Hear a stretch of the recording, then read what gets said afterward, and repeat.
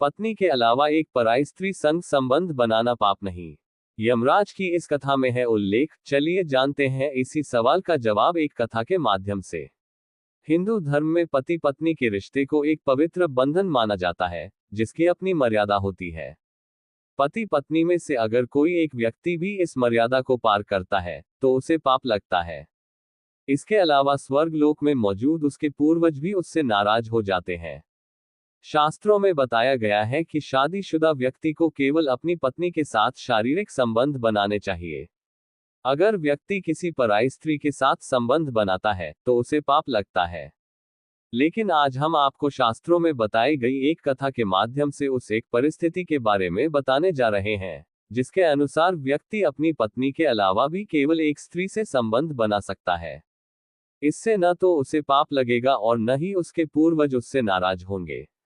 विष्णु जी के परम भक्त देवर्षि नारद मुनि एक बार मृत्यु के देवता यमराज के पास गए और उनसे कहा कि हे यमराज, आप तो नरक और मृत्यु के स्वामी हैं। आप व्यक्ति को उसके कर्मों के अनुसार दंड और फल देते हैं, लेकिन आज मैं आपके पास एक सवाल लेकर आया हूं। इसके बाद देवर्षि नारद मुनि यमराज से कहते हैं कि शास्त्रों के अनुसार एक पुरुष को केवल एक स्त्री के साथ शादी करनी चाहिए और उससे ही संबंध बनाने चाहिए। लेकिन आपने देखा होगा कि कुछ लोग अनेक विवाह करते हैं और अनेक स्त्रियों के साथ संबंध बनाते हैं, तो क्या ये पाप है? क्या इसकी वजह से उस व्यक्ति को मरने के बाद नरक में जाना पड़ता है? इस पर शास्त्र क्या कहते हैं, कृपया मेरे इस प्रश्न का उत्तर दीजिए। देव ऋषि नारद मुनि के प्रश्न का जवाब देते हुए यमराज कहते हैं कि नारद मुनि, मानव जीवन के कल्याण के लिए आपने एक अच्छा प्रश्न पूछा है, लेकिन मैं आपको इस प्रश्न का जवाब एक कथा के माध्यम से दूंगा, जिसे सुनने के बाद आपको अपने सभी सवालों के जवाब मिल जाएंगे। यमराज कहते हैं कि प्राचीन काल की बात थी। एक गांव में एक राजा थे, जो बहुत ज्यादा दयालु थे। वो अपनी प्रजा की हर एक छोटी से छोटी जरूरत का ख्याल रखते थे और उनकी प्रजा भी उनसे अत्यंत संतुष्ट रहती थी। राजा का विवाह भी हो गया था और उनकी पत्नी भी बहुत सुंदर थी। इसके अलावा उनका व्यवहार भी बहुत ज्यादा दयालु था। राजा रानी का जीवन अत्यंत सुखमय था, लेकिन उनको सिर्फ एक चीज का दुख रहता था कि उन्हें कोई संतान नहीं थी। राजा रानी और गांव की प्रजा को इस बात की चिंता था कि राजा के बाद उनके साम्राज्य को कौन संभालेगा। राजा रानी ने अनेक वैद्य से अलग अलग उपचार कराए थे। इसके अलावा व्रत, दान, पुण्य, यज्ञ और संतान प्राप्ति के लिए कई उपाय भी किए थे, लेकिन उसके बाद भी उन्हें पुत्र की प्राप्ति नहीं हो रही थी। ऐसे में दुखी प्रजा ने राजा को सलाह दी कि उन्हें दूसरा विवाह कर लेना चाहिए, ताकि उनका वंश आगे बढ़ सके और गांव को एक नया राजा मिल सके।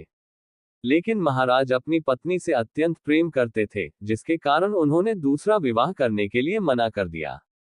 इसके अलावा उन्हें शास्त्रों का भी ज्ञान था, जिसमें बताया गया था कि एक पुरुष को केवल एक विवाह ही करना चाहिए। शादीशुदा होते हुए किसी और स्त्री के साथ संबंध बनाने से पाप लगता है। जब महाराज नहीं माने, तो तब प्रजा रानी के पास गई और उन्होंने उनसे निवेदन किया कि वह महाराज को समझाएं कि वो दूसरा विवाह कर लें, क्योंकि भविष्य में उनके साम्राज्य को एक राजा की जरूरत पड़ेगी। लेकिन राजा ने रानी की बात मानने से भी मना कर दिया। स्वर्ग लोक से राजा के पूर्वज ये सब देख रहे थे और उन्हें चिंता थी कि अगर राजा को पुत्र नहीं हुआ, तो उनका वंश आगे नहीं बढ़ेगा। इसी भय के कारण सभी पूर्वज दुखी हो जाते हैं और एक दिन राजा के सपने में आते हैं। पूर्वज राजा से कहते हैं कि तुम्हारी वजह से हमारे कुल का नाश हो रहा है, इसलिए हम तुमसे बहुत नाराज हैं। तब राजा कहते हैं कि ऐसा मैंने क्या पाप कर दिया, जिसकी वजह से आपको दुख हो रहा है? कृपया मुझे बताएं। तब पूर्वज राजा से कहते हैं कि पुत्र हमारी मुक्ति का केवल एक ही उपाय है, और वह है तुम्हारी संतान। जब तक तुम एक पुत्र को जन्म नहीं दोगे, हमारा क्रोध शांत नहीं होगा, क्योंकि हमारा संपूर्ण कुल नष्ट हो जाएगा।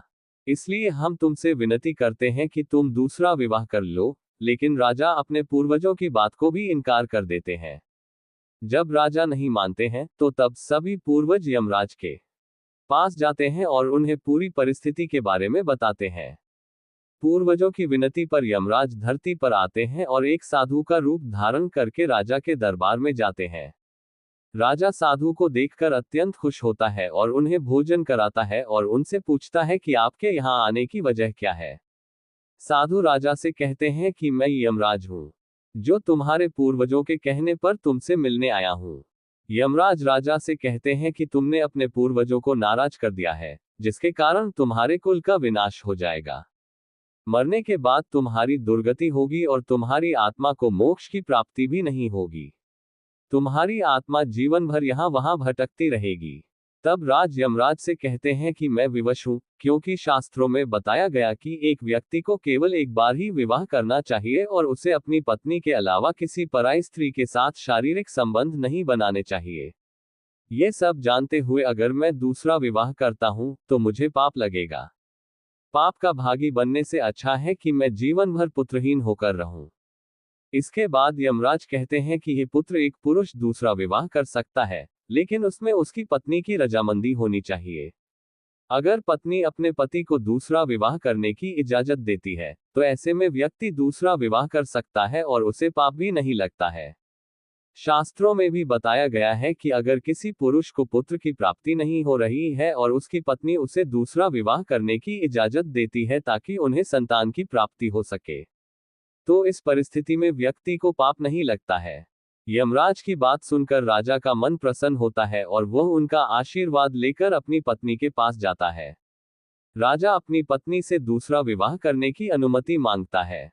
जब रानी राजा को दूसरा विवाह करने की इजाजत दे देती है, तो वह शीघ्र ही दूसरा विवाह कर लेते हैं, जिससे उन्हें पुत्र की प्राप्ति होती है।